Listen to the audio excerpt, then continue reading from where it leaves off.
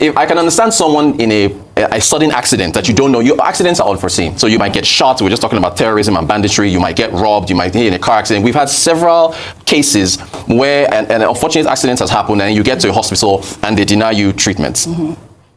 However, as a single man, which everybody has been telling me to get married and get ready, you prepare in advance, right? So if someone gets pregnant and is getting ready to give birth, it would behoove the father of that child to save towards that, to where you don't have a situation where when she's about to get ready to give birth, you don't have the 500,000 naira. I'm sorry, I don't want to sound insensitive here. No, this is very good. No, but you're already preparing. So if there was, again, just to make the point, if it was a sudden accident, you got struck by lightning or something, okay, I don't have the money for that. But a pregnancy, you can see that coming, and so again, they're investigating. The hospital has come back and said they didn't charge the fee, but still, you got to prepare for these things, right? Yes. I understand where you're coming from. However, pregnancy is a very unpredictable journey. Yes. I don't know their circumstances, but what I know for a fact is that a pregnancy can be determined to be low risk. It can be said to be a smooth pregnancy and you'll go and push and there'll be no complications. But it's highly unpredictable. And if you as the husband are working off the information that this is a normal low risk pregnancy and everything will work out, you may have enough for the normal delivery and not enough for an emergency. Yes, a home care, yes. And home care delivery could also be. You are missing the point. The point that Rotus is making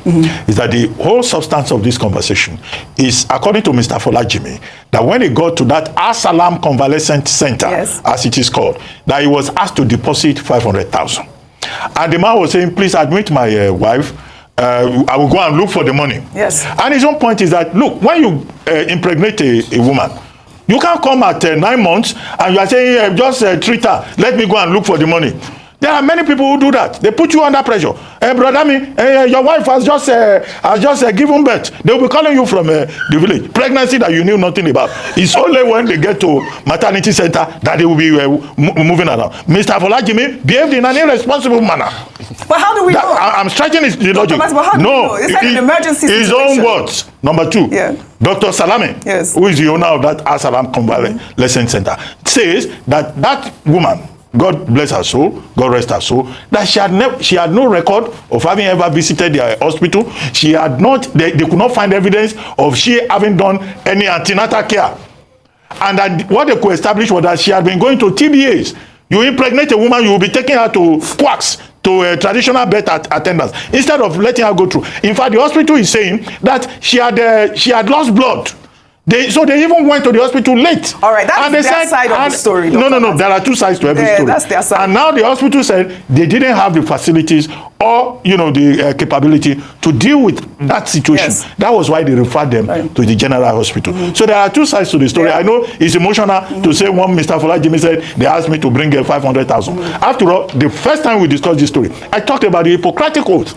What the 2 sides of the story have now shown us, are basically the objective conditions. But it's important that the Commissioner for Health for Lagos State has now set up a panel to look into this matter, to establish whether there was negligence. And there will be lessons that people should learn.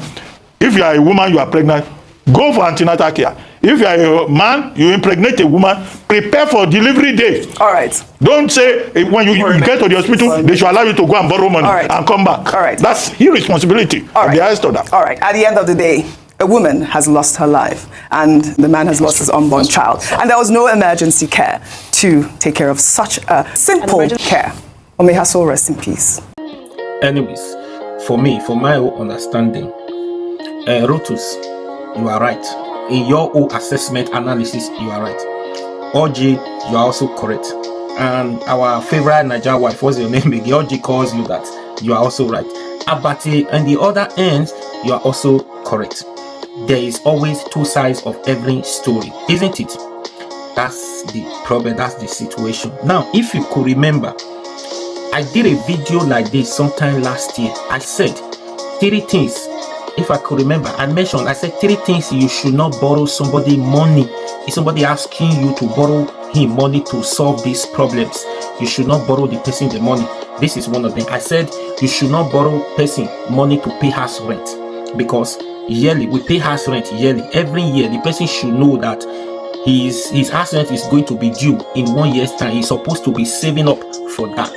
Then I said, secondly, you should not borrow somebody money to pay hospital bills that his wife just gave birth. He should not borrow anybody money to pay hospital bills that his wife just gave birth. He needed money to pay hospital bills before his wife could be discharged from the hospital, or money to buy baby things. I said that last year. I made that video last year. This is the reason. Now, and I also make it clear in advance. I make some instances on that video. I also said the same thing that Rotus or Abati said, that okay, favorite Niger wife, that there are some situations, circumstances where you don't plan for. You went to the hospital, you delivered like an Hebrew woman, you are done, you are okay. Then you are not going to spend more money at that time. You are not going to spend more money. You just go, you prepare for that in your own assessment, like you prepare what has been happening. People, probably you gave birth before, you went to the hospital, you gave birth, you didn't spend much, you just to pay for hospital delivering and bill 2 days after you've been discharged from the hospital, you pay nothing more, you didn't spend any much. In your own, as a husband, you also prepared yourself ahead, like what happened the first time, what happened the previous time, especially when you are not really doing well. So your assessment is based on what happened before. It's still going to be the same thing. Pregnancy is something that you cannot really determine. It happens like that. That's why it's also good to go for scanning and all those scanning antenatal and all those things. They'll be able to tell you the situation of the pregnancy, and then you know if you are going to be delivered safely, successfully, or if you are going to go through operation, then you know you needed more money. Do you understand? And exactly what Abati said. If you go for what Rotu said, that one, yes, that's the same thing I did on that video before. You should prepare yourself ahead. Yeah, in this case, this guy, should I say he did not even prepared? Then number one, he did not even prepared. Secondly, the situation turns to be something he never expected, and the expectation exceeded his budget. It becomes a problem. And meanwhile, he does not even have anything saved up towards that pregnancy as a problem. But in the other side, that's another thing. Then all these things boils down to the failure of government in this country. There's no way you will not bring government into this. Then Abati said that because they do not have record of antenatal or visiting the hospital, there's no record during that pregnancy, 9 months of pregnancy. There's no record of them visiting that hospital or coming for antenatal, stuff like that. They went through the documentations and the details. Her name is not there, and it just came suddenly. Do you understand? That's the problem here. That's what happened there. Do you understand? That's why I said is also the failure of the federal government. In some cases, some developed countries, when they see somebody in that condition, sometimes they bypass some protocols to save human beings' life, to save human's life. If you go to the hospital, you try to check, and the person is in this condition, severe pains, and is dying unconsciously, you need to take care of the person. You need to make sure you revive the person. Do everything you could at that time, while other departments, other people are checking, searching for his or her details on the system, to know the next thing, to know the condition, to know the situation where she stops, if she has been coming, the kind of medication she has been taking, if she has been to the antenatal, stuff like that. Department will be checking, while other department will be saving her life first. At the end of the day, she will be saved. Then you now go through the record. Okay, she's not there now, she's talking, she's okay, before you now know what to do again, because now government has failed. There's no even ambulance, emergency ambulance for the government. There is no government initiative to say, okay, if any patient comes to your hospital, whether he's your regular customer, whether he has been here before or no, if he has details in your hospital, you should first of all save his or her life. For the fact that it's an emergency, you should save life first before you start talking about payment. That is the problem. And people like this, I've seen a lot of situations like that. People died. This is not the first time.